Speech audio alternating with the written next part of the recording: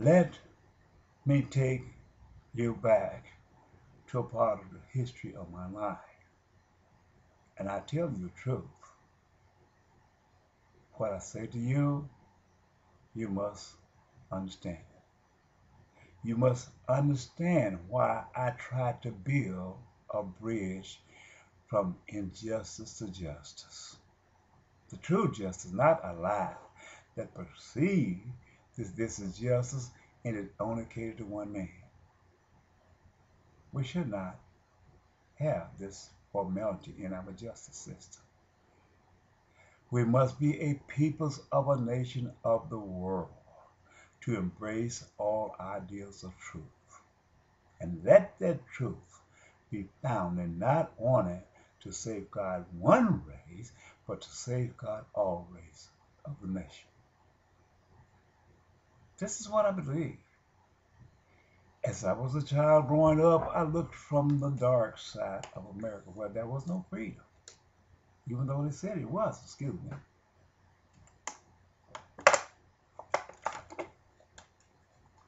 These things I saw unfolding themselves around me. Where there was no hope as a child, I continued to pray in the spirit of my own heart that there will come a better and a brighter day, but not only for me, but for all peoples of the race, where we can see eye to eye. Not only build the United States of America, but build the world as a whole to unite everybody together for the right reason. I did this. Well, tender age, as I was growing up in America, and this is the truth. You know, working out there in the cotton field, my mother had to take in line about our age, keep us out of school most of the time. But we helped chop cotton. She was glad that we were 16 when we wasn't 16, or whatever the age limit that you could bring your children to school. I mean, keep your children out of school. So we chopping cotton out there in the heat of the sun, and it was hot out there. Ellen Plant Company, I remember this well. We were chopping from Ellen to Ellen Plant Company down below Wall's place, down there near Radial or wherever this was. But it was Ellen Planting Company. Well, the owner of this large plantation, he was one of the greatest and largest plantation in the region at that time. Raising cotton, soybeans, and he raised more cotton, I think, than anything, because that man had more land than anybody. As the black peoples would be all out there chopping cotton, keeping up this, there was no white people out there. It would be blazing hot. The sun would be shining hot out there, and we would be sweating. But we had to work 10 hours a day, which was equivalent to a day's work. Later on, it dropped down maybe 12 hours, but with 10 hours, I know. But later on, they declared 8 hours was enough for human race to call a day's work. But I know we chopped some 10 hours. They reduced it 2 hours. In the blazing heat of the sun, people would get hot and they would fall out, have heat strokes, and die. I saw this. They would actually die. Fall out in the hot sun, shaking, and they would die. Well, the man from Allen Planting Company, he had it bad about coming around and chopping around. And you know, when you was a child and you were chopping his cotton the best you can and done good, not cutting his cotton, but cutting the grass out. You know, sometimes you get a row with, but he would come out with a hoe and chop around you and stay around you so long. And it intimidates the child until you start missing the grass and cutting down the cow. I mean, he didn't understand, or apparently he didn't understand what he done, and then you get fired. Tell this young man, you go to the truck. Tell this young woman, you go to the truck. And he comes over there and starts chopping my row, and my mother would come back there and help me on my row because I'd be intimidated by this man. Well, the old black guy that used to take us to this field, we'd be blazing hard. Lord, that sun was not letting up off you because you was a child. It was be about to consume you just like it had did the older black people that trying to make that living. These hard days. You might not understand what I'm talking about because you was not there.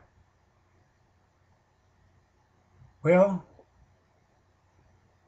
our mother and these other old people, when they would go home and even time they would tell Mr. Gray, said, you got to find a way to stop that man from coming out there.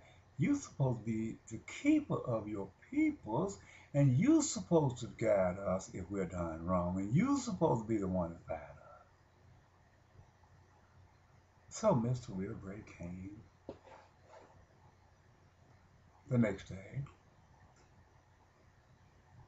and he talked to the plantation manager of El Blanco. Said, you don't need to be coming out here and standing over these people like that because you are intimidating these people. And where they won't mess up, you cause them to mess up. Let me take care of this. And if there is some need to be fired, then I will fire them. But let me take it. Leave that in my hand because he was getting paid 50 cents a day for each hand that he brought out there. Well, his gas money. So the man quit coming out there. Well, these was boundaries put around us at that time when that man would come out there and want you. It was a formality to intimidate us as people. We didn't know what he was doing, but it was the mindset of this man to show his authority over us, even though we was doing the best we can to do his work, and we were doing it perfect.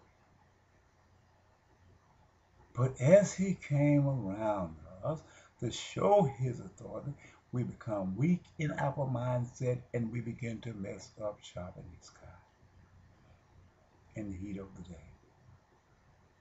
I'm going to show you where we're coming from. You got to listen at this, and you got to understand where this is two sides of America. One is the oppressor, and the other is the oppressed.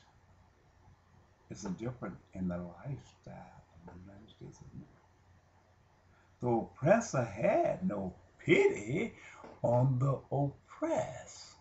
He thought what he was doing was right, and the people was being intimidated by his ways.